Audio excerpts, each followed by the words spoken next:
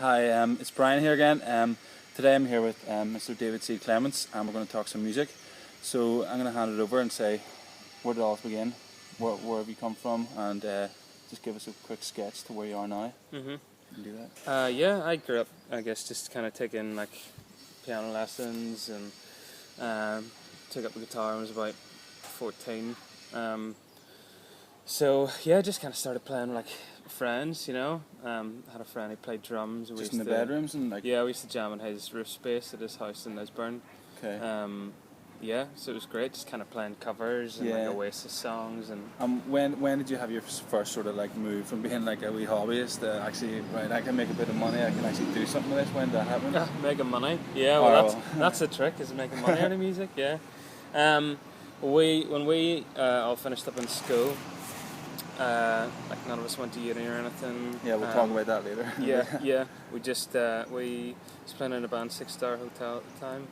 We got like a wee flat in Glasgow, moved out there, and just started. We're very sort of self-sufficient, you know. Recorded like a stack of stuff ourselves and tried to release it, mainly just because that, you know, wasn't really our choice. It was just, it's what we had to do to kind of be like a functioning band. So we did a lot of touring, did a couple of albums, and then I think it's just hard to kind of sustain that. I think that's why we sort of started to wind down a wee bit and focus on kind of just enjoying. When did you go solo? Or when did you? I started playing like kind of solo stuff while we were still together, and then I guess that has sort of developed then to my stuff now. Okay. And I was wanting to touch on, I was really saw your feature on TEDx Stormont. That was back in maybe March or April, wasn't it? Mm-hmm. Do you want to tell us a little about that, because it was quite something, really. Yeah, it was Gary Lightbody who was doing a talk on. They'd asked him to do a talk. He wanted to do sort of showcasing like Northern Irish music and young talent and that sort of thing.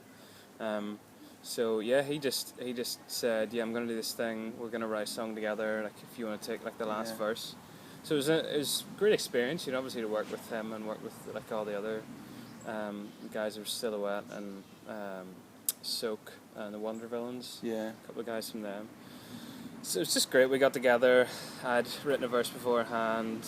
It must do a lot for the confidence, like, you know, just being with those sort of like big global guys. Like, really like definitely push out the sort of like perceptions and what you can and can't do. Yeah, definitely. I think when you take something that you've kind of just been messing about with in your back room at home, like, I think this is okay, but I'm not sure.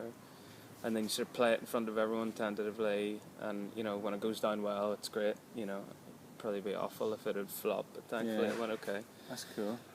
And then it seems I've been in the last couple of months I've been following you pretty close, and you're good on Facebook and Twitter, by the way, and I think anyone needs to be these days. But I'm not the best. Another great success has been you're now associated somewhat with the Bushmills Brothers, or like the initiative they've got running there. Can you just quickly sketch out what's happening there? Yeah, they're doing this Bushmills Legacy thing. So it's myself and Tony Wright from Verse Course First. So yeah, they're just basically funding us to. Just like, I guess, a project of our, I think it's sort of a choice probably, but I'm obviously putting it towards recording an album. Yes, it's great how they get involved with local music. Yeah, and you got and a few artists. gigs there lining up with a few like. I was playing it there, Bushmills Live up on the side of the distillery with Tony and Ian Archer, which is great. And then maybe be like a few things lined up through the year, kind of playing for them. Yeah. And then to sort of just tidy things up.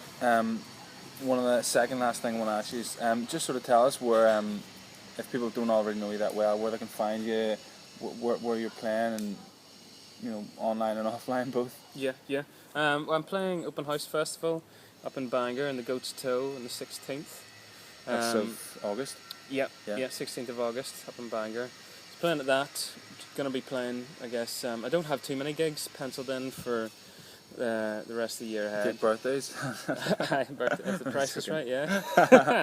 Right. Yeah, more focusing just on kind of writing and planning like hopefully get an album out this year. Okay, cool. Wish you all the best for that. And then maybe last thing I want to talk about, and this is a bit of a passion of mine. I went to grammar school, and I followed the orthodoxy, and went to university.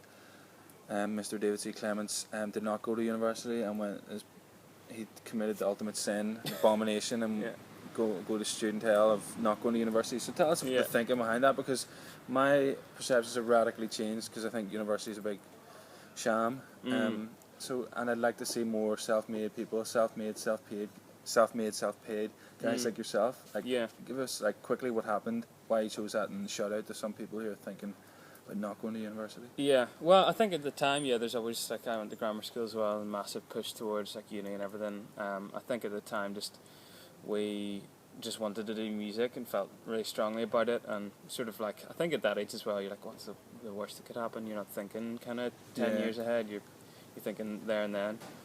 So we all, when we finished school, just went straight into music, like, deferred really uni cool, for a brilliant. year. And So just you kept had going. like sort of had one foot in the university campus? I had Okay. an offer, I think, for environmental planning, which, let's be honest, is going to be a useless degree, and then primary teaching, Right. at Strand. There's no many jobs, isn't there? No, there's Exactly. 2 sectors. Like. Yeah, so now I'm a big supporter of I think it's like, people not going to university. I think at the time, even like in school, well, certainly in like grammar schools, pretty general, like kind of maybe turn their noses up at tech and all that sort of stuff. And looking back on it, that kind of annoys me, because there's like so many people that have gone into trades and that sort of thing, start up your own businesses. You don't really learn those skills. You can't learn those skills in a school, or maybe even like in some unis. So there's definitely merit to certainly some careers you can't get into. I'd like to finish on one quote that I learned. Education has nothing to do with knowledge and everything to do with awareness. It's about getting out there, being your own person, pushing out your own skills. I think that's why I admire you, because you've done that from day one, and it's you're starting to reap the benefits. I learned a little later on, but what is. Hopefully I'll preach that message. But let's finish with Mr. David C Clements. He'd like to maybe just draw out where they can find you online. Oh yeah, right enough. Twitter, I think David C Clements, on Instagram and Facebook, and all those things. Yeah, I guess and website. Bandcamp as well. I've got some free music up on Bandcamp. Okay. Yeah. Okay, you got to hit that. Okay. Well, thank you very much. Thank you, man. Cheers. Okay, and see you guys later. Okay, bye.